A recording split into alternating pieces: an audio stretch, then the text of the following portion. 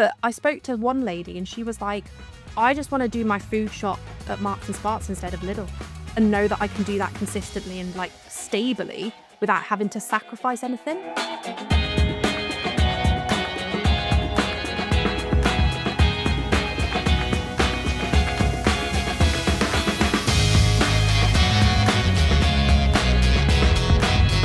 Until I looked at your name and it said Cassie, because I thought after looking at your name on Instagram it was Seven, as in Cevan, because your Instagram handle is C Evans, right? So I was like, oh, okay. I thought her name was Cassie. Honestly, it was the whole time I was going, I'm really confused. And then afterwards I thought it actually does say your name at the top of Instagram. Oh, I've never had that before. Usually it is, I get the version of, is it Casey? I'm like, no, it's Cassie. Yeah, Is it well, short for Cassandra? No, oh it's my Cassie. God. So when I was a kid, my surname is Casey, Andy Casey. There was an Army, Navy and surplus stores. It's weird that I had to say it like that, but that's what it's Army, Navy and I don't know, whatever. But that was called Cassie's, and I used to get called Cassie at school. It used to do my head in. So it's finally nice to meet someone who's actually called Cassie, who doesn't mind being called Cassie. No, Cassie. I love that. I love that.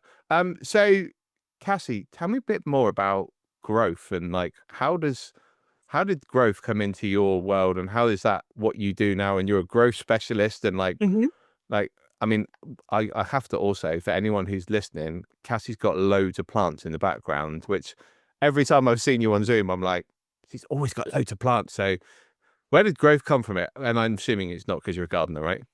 No, definitely not a gardener. I mean, 2 secs, the dogs are going to be barking. Can you hear I that like or it.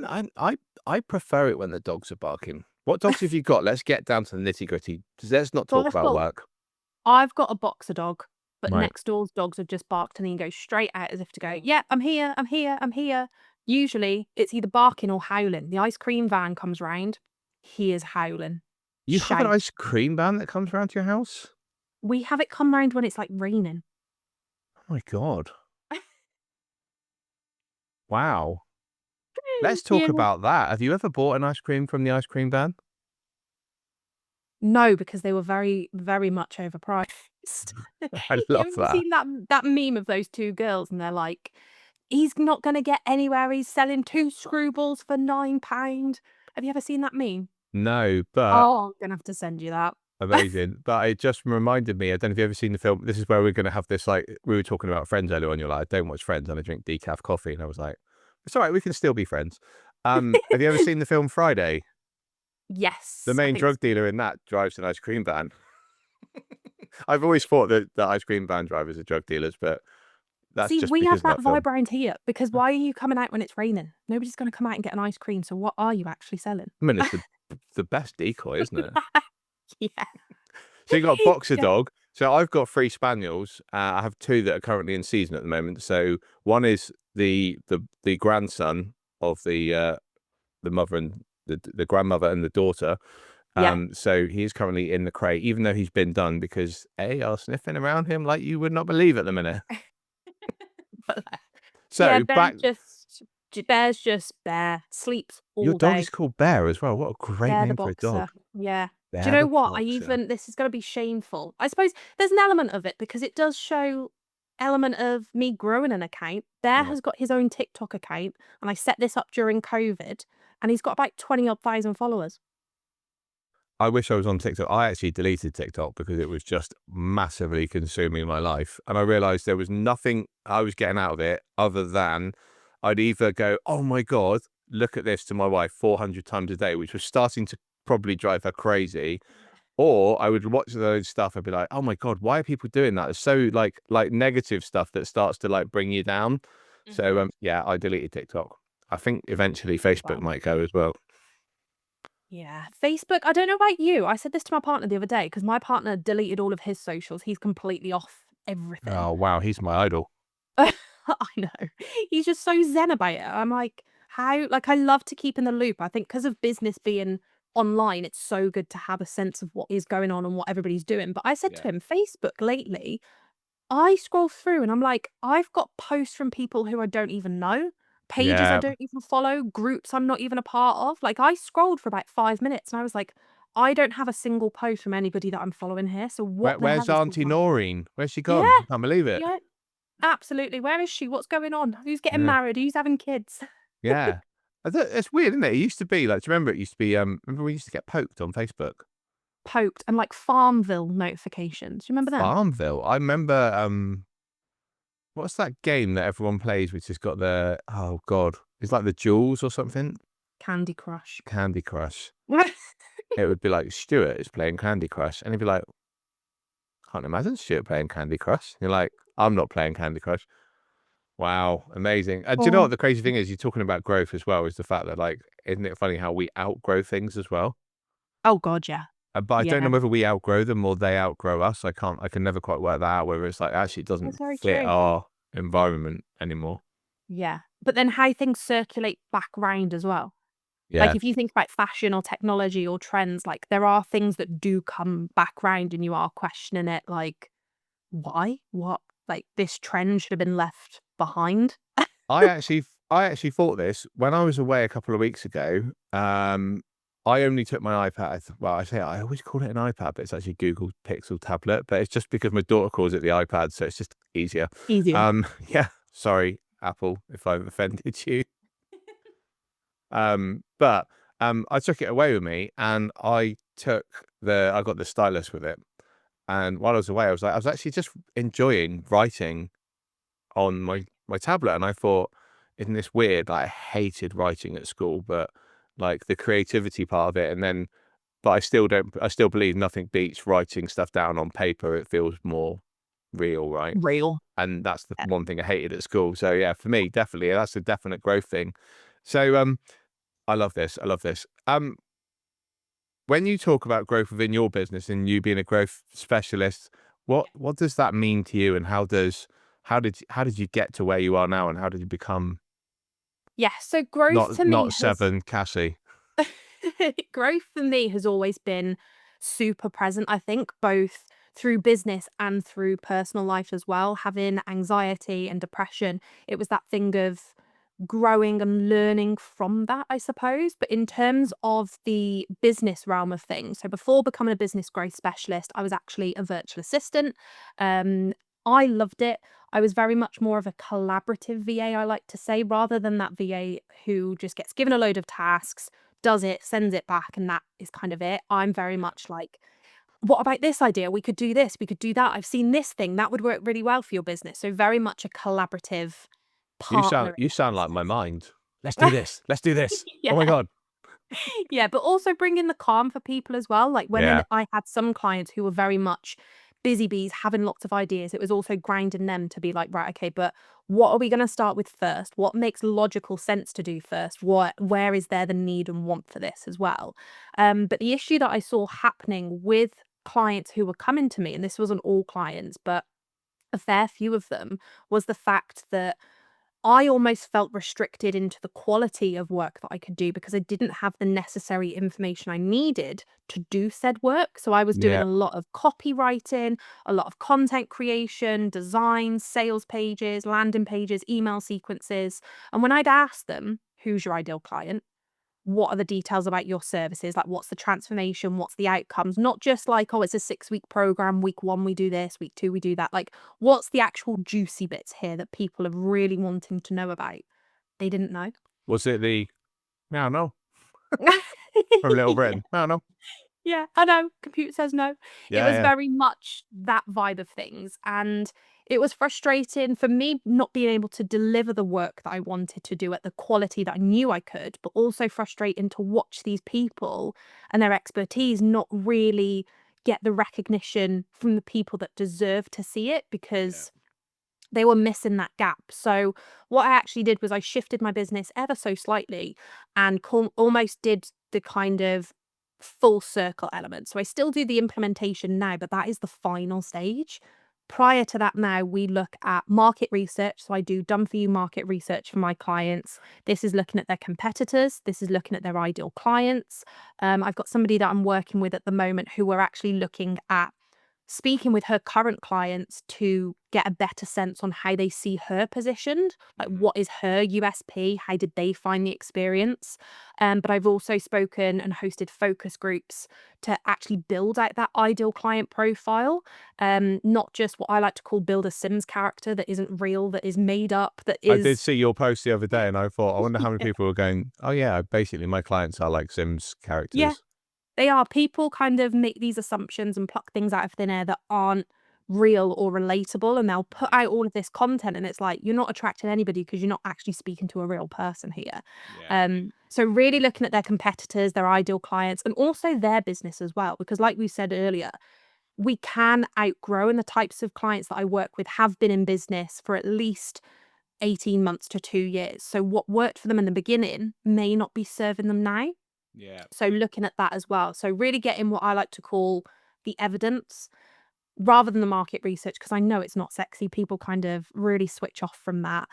So it's really just gathering the evidence, gathering the details, and using that to build strategies that are actually made for you and your business. None of this kind of copy and paste, one size fits all bollocks.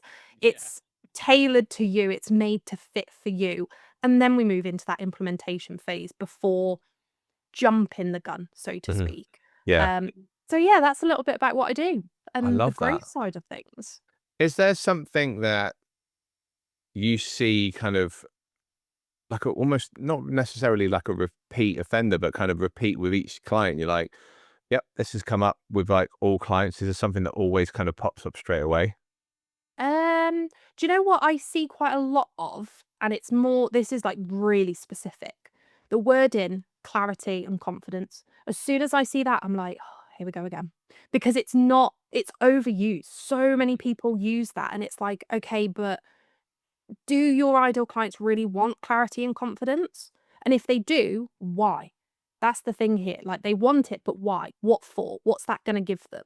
And I think it is that element. If I was to take that broader, it's the surface level. So many people that I've worked with have got an idea, yes, but they're only scraping and touching the surface level. Like we take it deeper. I go a lot deeper in terms of those real life situations and scenarios that people can actually relate to. So I Yeah. did my own market research earlier this year to see what people really wanted. What were they desiring? Because society has shifted so much. So when I Yeah. first started, people were wanting like the digital nomad lifestyle. They wanted to be working by the pool.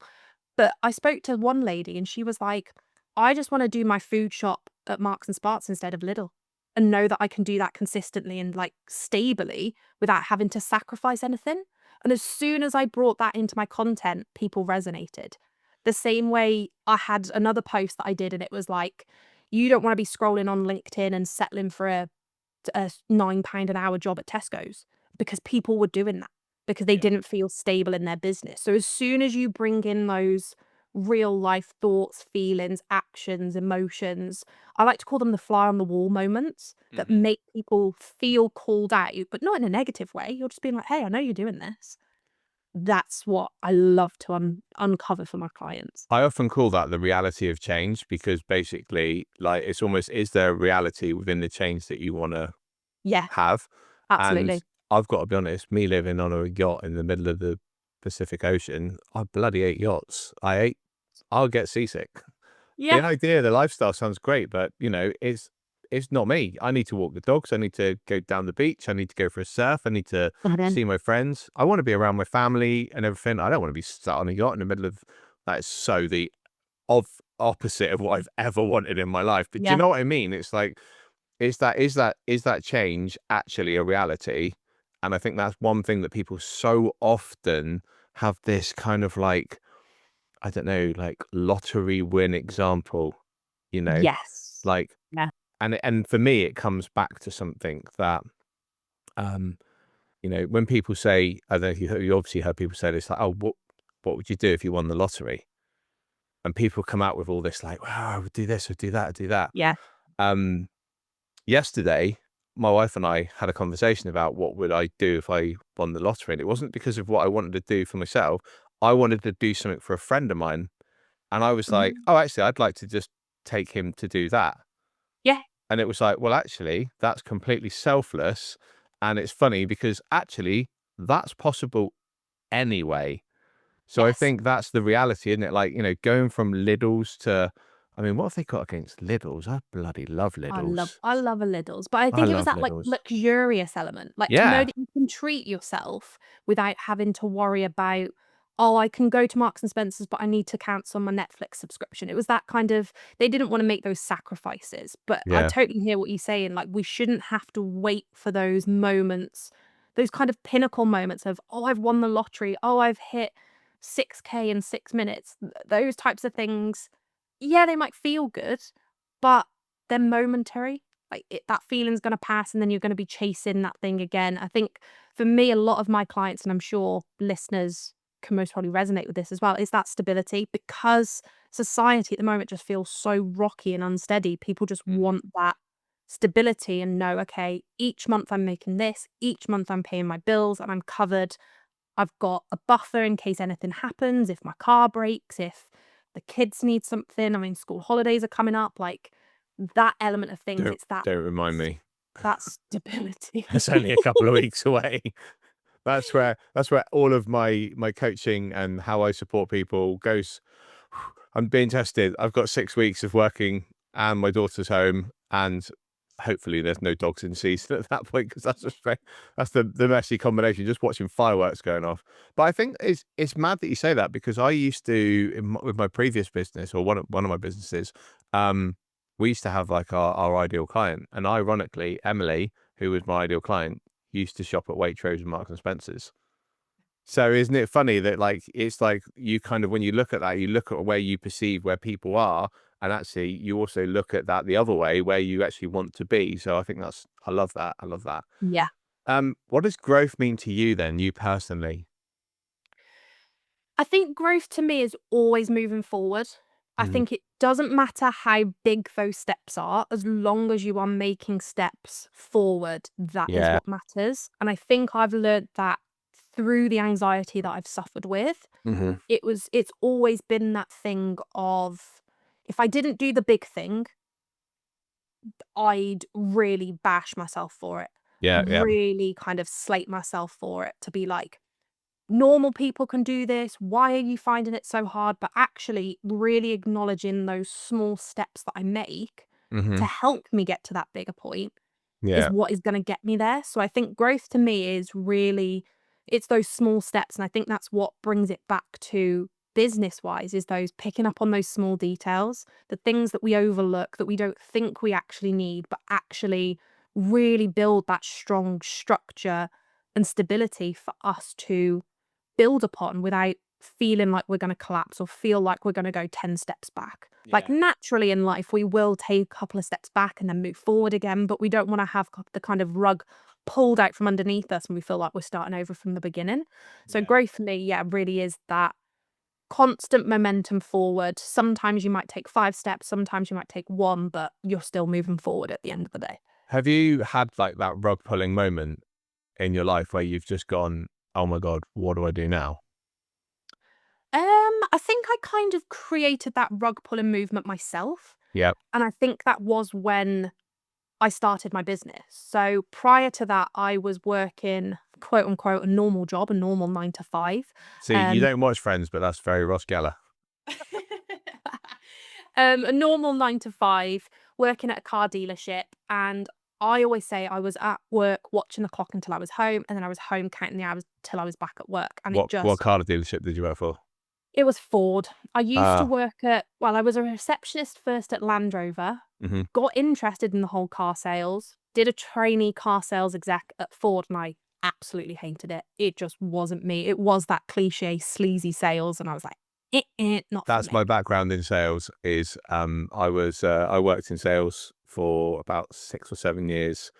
In Mhm. between kind of leaving the music industry and setting up my photography business, I was like, it was not for me. It was Yeah. like, no. So sorry, Just carry no. on. So, yeah, I had that moment of, this isn't healthy at all, and I kind of pulled that rug out from underneath myself and went, "I'm leaving." Handed notice in, but didn't even work it. I was like, "I just need to, like, I can't do this." And it was that Yeah. moment of, "But what am I gonna do? Like, Mhm. where do I go from here?" So it was that kind of panic moment of I've pulled out everything that has that stability for me, but it's for good reason. And I know right now I don't have anything, but it always gave me that fire to create something I and love have that. something to show for it a lot better. So I did that natural thing of work from home jobs and things like Avon come up. I think Utility Warehouse was another one, like, the energy saving company. I was like, it's just not really lighting my fire, that. No, Um, and then actually I found a job that was on Indeed. It was this guy who had a small business and he wanted like a call appointment setter, basically. So I cool. started working for him. I was phoning about 100 odd businesses a day, literally pick the phone up, pitch to book an appointment for him, put it down. Constant, this was. Wow. And I loved it. I did have a few funny conversations. I'll never forget because I am quite bubbly in a way, quite friendly. Like, you'll say, "Nate," I'll say, "You're all right, lovely. How are you, my love?" And I use that jargon. And this woman went, "Can you not call me love? You don't know me. Who are you to call me that?" And I was like, I just froze. I was like, "Oh my God." But you kind of have to let those things settle and kind of leave them as. But yeah, this guy saw my drive for things, I think. And then he was Mhm. like, "Cassie, can you work on my email marketing? Cassie, can you do my socials? Cassie, can you do Amazing. this?" And it kind of built out from there. And I was like, well, if I can do this for one person Mhm. and I charge somebody else £100 and I worked with 10 people for £100, like, why don't I do this for more people? And that's where the Amazing. The virtual more people, the assistants more £100.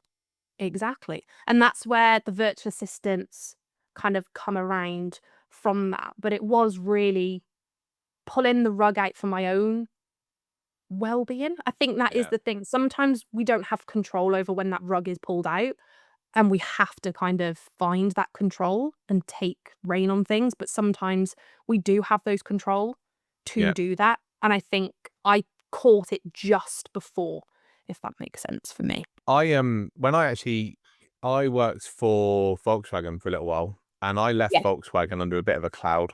Didn't really like Mhm. it. Left. Went and worked for a this will make you laugh. It was a company called the Pub Inn Guide. And it was basically like an online, when you think about it now, it's ludicrous that it's even a thing. It was an online it was basically like Trustpilot, but for pubs. Oh, okay. And we were just literally sat in this call center, banging the phone every single day. But we had 4 days of sales training, which was awful. On the fifth day, on my very first day, I made 2 sales. And I think it was something crazy. Like, if we sold a spot, because it was £100 a month, we got the first commission. So, like, I could potentially earn, like, if I sold like 2 or 3 a day, it could be like, £200-300 a day. Yeah. It was crazy.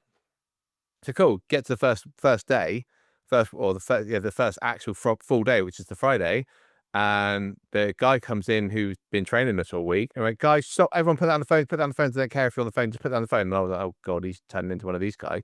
He went, "Just got to let you all know we've gone into administration." And I had 6 weeks God. with no job, and Wow. it was like 6 weeks where I was like, "What do I do now? What do I Mm. do now?" And I've had a couple of moments in my life where I've done that. One was particularly where I left another job to set up my business, and I just went, "I'm going to borrow 10 grand to set up my business." Yeah. And I walked out with, maybe like 3-4 grand a month coming in and 10 grand in the bank. And I went, no money's coming in. And the 10 grand was now coming down at a rate of you wouldn't believe. But it's really interesting that, like, when you've just said about what you've just said, is there's an element of it that your motivation, there's more drive, isn't there? Yes. And I always find it really 100%. interesting that when people get to a certain point where they get at that kind of like um, stagnant point where they're just like, oh, it sits there. And I feel like that's where a growth specialist, someone like yourself, comes in and Yeah. goes, why did you start this? Yeah. Yeah. It Because is that's bringing for people me, back I've to that. I've I've done it so many times where you've just gone like, ah. So yeah, Yeah. I absolutely love that. You talk on your website about people feeling like they're not fluking it anymore. And I've definitely felt like I've fluking it, and definitely in previous businesses. Um, is there that point for you that you can see or you feel that what is that? when they feel like they're not fluking it, because that whole fake it till you make it thing, I really hate that phrase. Because, Yeah, like, it I is. I hate it, because do you know what? I'm a bloody good coach. I'm a Yeah. bloody good photographer. So it's like, Uh-huh. I'm not faking it. Like, everything I've got around me, proof. I've got Yeah. proof. So, like, Mm. what's, you know, what is that not fluking it thing that people then feel, do you think?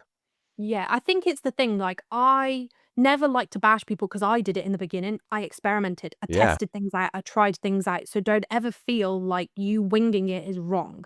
Mm. However, it becomes a point in business where if you want to grow, if you want to scale, if you want to build, you can't rely on winging it because you're gonna crumble at some point. You will have that rug pulled out from underneath you and then be like, "Why didn't I do this sooner?" And I think it is that element of people knowing confidently in their decisions. I know I spoke about confidence and clarity. For me, it's my clients feeling certain in what they're doing. Yeah. They might hit that point within their business where they have opportunities coming in. They've got people asking them to speak at events or host webinars, or clients coming to them and falling. One of the things that a lot of people said was, I've got clients falling on my lap, but I don't know where they're coming from or what's led them here. Or it's that element of things that the fluke turns from fluke to certainty. Like, Hmm. they know what's happening. They know all the moving parts in their business and what almost that chain reaction. If I make this decision, this is going to be the outcome that I'm Yeah. aiming for. And like you say, it all comes from that evidence. Like, you've got proof that you are a good photographer, that you are a good coach. Yeah. Yeah. That's the same with my clients. We've got proof that decisions that you made paid off, great. Yeah. Maybe some decisions didn't pay off. You can learn from that. We can grow from that. There's evidence, and I hate the word data because it's not always about numbers. It is about those actions that come about as well, those insights, all of that information. But that's really where that kind of fluke in it shifts. It's that I know I'm making this decision and I know what's going to come about and I know Yeah. what that ripple effect's going to be.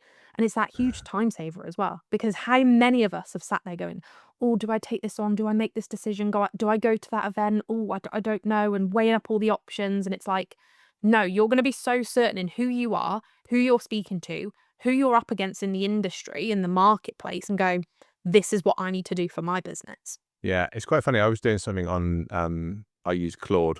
I use Claude for Yeah. like busking.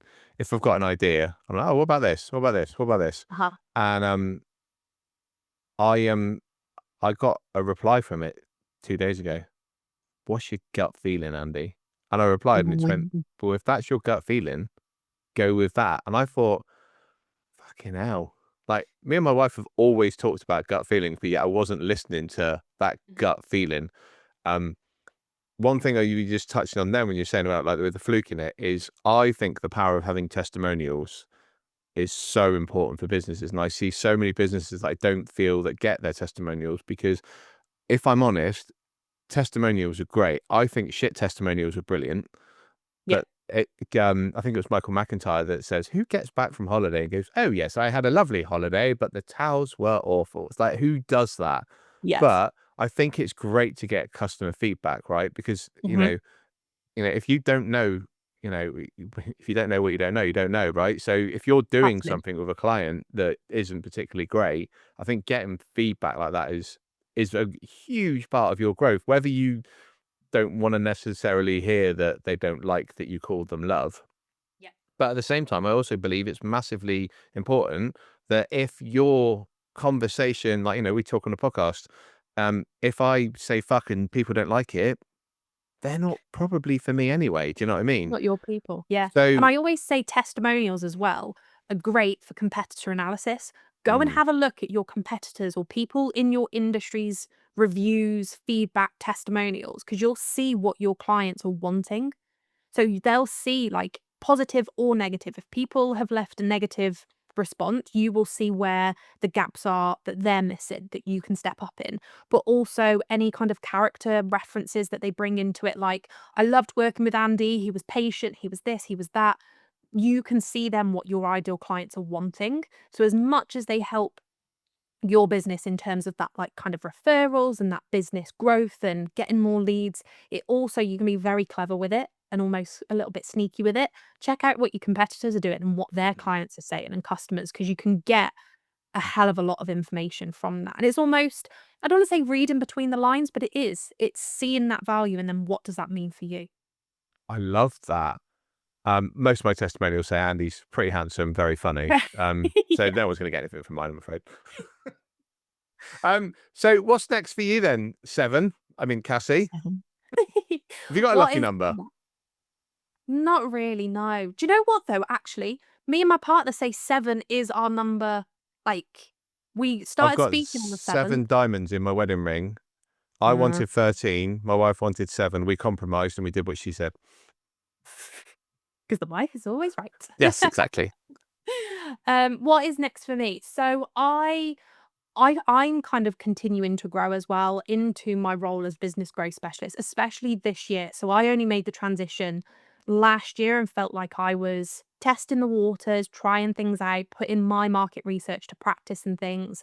But one thing that has really landed for me this year is my identity as business growth specialist. Like I say, I know a lot of people don't find market research exciting or interesting or sexy or want to learn about it. So I've added my own twist on it as somebody who loves all things crime, thriller, detective, drama documentaries. I actually saw the kind of parallel between the fact that market research is just gathering evidence and is gathering proof. So I'm really stepping into my identity as the business detective, helping you gather the Ooh. evidence in your business to grow and take the guesswork out of your growth. So that's what I am working on at the moment. I hosted a challenge earlier this year that I'm hoping to rerun again, most probably after summer when people are back in the swing of business. I'm also working on, I know we've spoke about this behind the scenes, I'm working on a bit of a quiz because I want to help people see what their detective style is, what traits Oh, they have, nice. what natural tendencies they can have, and how they can start putting that into practice in their business. Um, and continuing with my signature service, which is the competitive edge. So I've got one lady in at the moment who I'm working with and to do the done for you market research for her. I've actually got a call this afternoon with I another love lady I love it because I love reading who's people's body potentially, language, and as soon as you said that, I'm really sorry to interrupt you, but it's you okay, lit up. Like, you're honestly. like, "Oh my god, Andy, I'm doing this." I'm like, "Oh my god." Literally, I love that your energy is like, I can feel that you're like, "This is Yeah. passionate for you." And I think it's that collaborative element. It always has been. Like, my business fire comes from the fire from the clients and their businesses that I work in. Like, I always say, like, I am just as invested. And this was always apparent as a VA. I think a lot of people worried and had those concerns of, you don't really give a shit about my business. You're just doing the job. And I was like, no, I actually care because it's a reflection of Mhm. me and what I'm doing at the end of the day. And I think that's always been the case for me. Like, I think I'm always just that person, like, somebody once said to me, being a people pleaser isn't always a bad thing. Like, if you enjoy and you get that enjoyment from pleasing others to a degree, there is a boundary, I'm fully Yeah. aware of that. But, like, I prefer other people's birthdays than my own because I get excited about gift giving than I do receiving gift. I am a gift giver. I almost feel awkward when someone gives me a gift. Yeah. And if it's something they spent money on, I just feel like, "Oh, why did you waste your money?"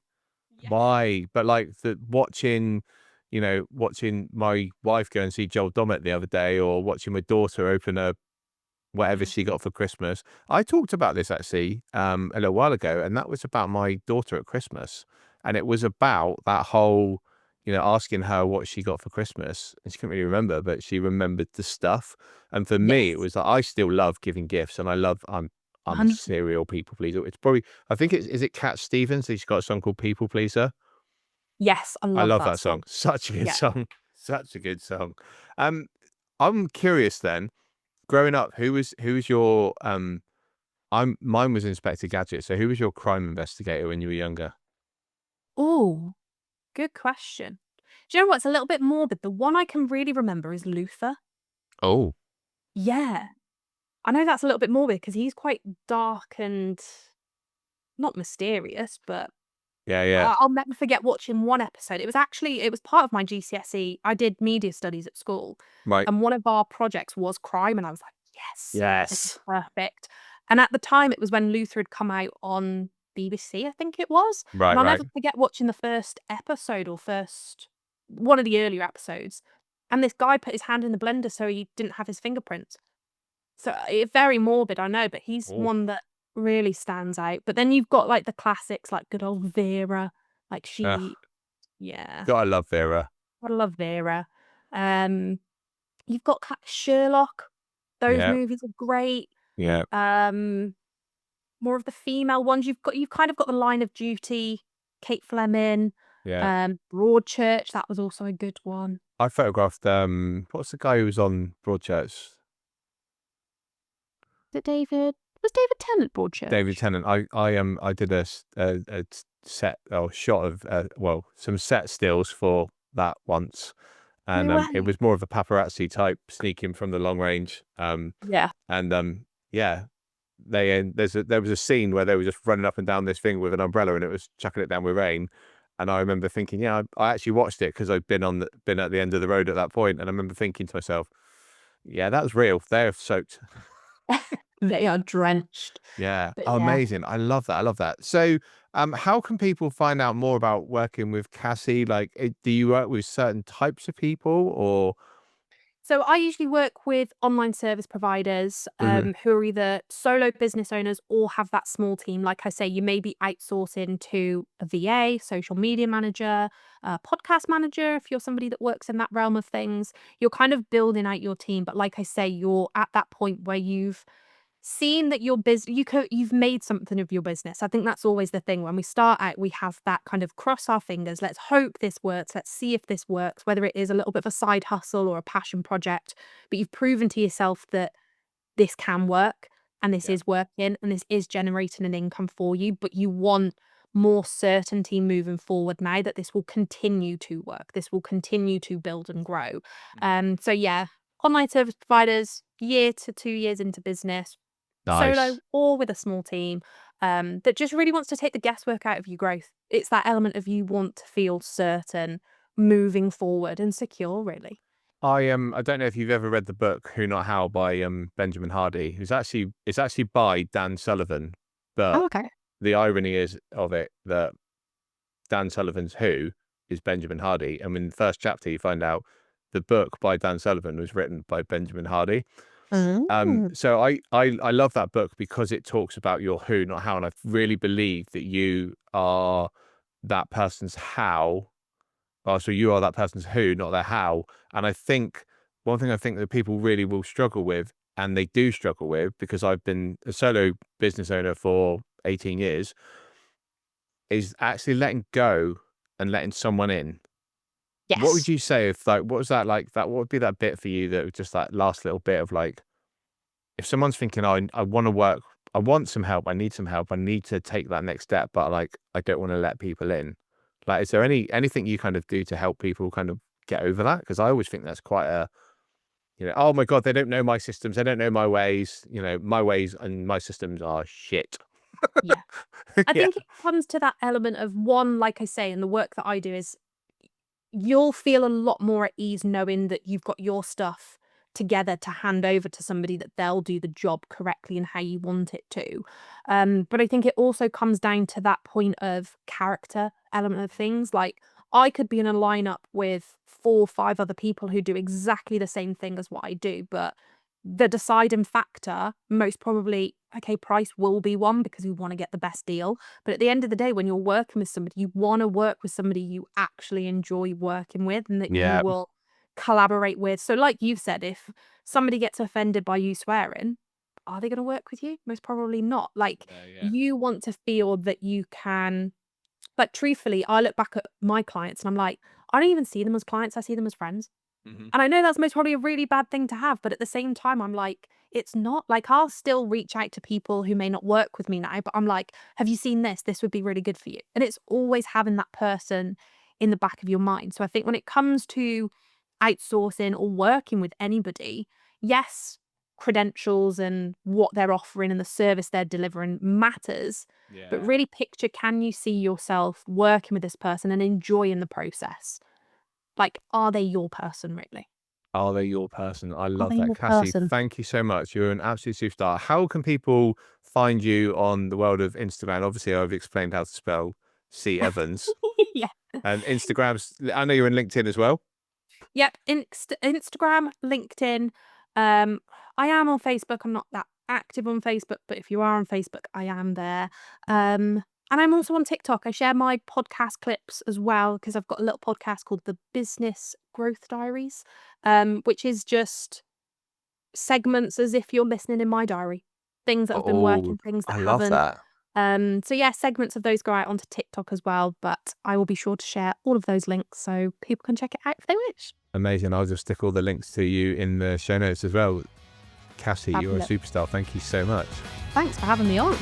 And that wraps up today's episode of the Coffee, Chaos and Confidence podcast with me, Coach Casey. Thank you so much for listening. If you enjoyed today's episode, please make sure you like and subscribe. It helps other listeners find the show. Also, go and check out the show notes to learn more about my incredible guests. Until next time, make sure you chase your dreams without limitations.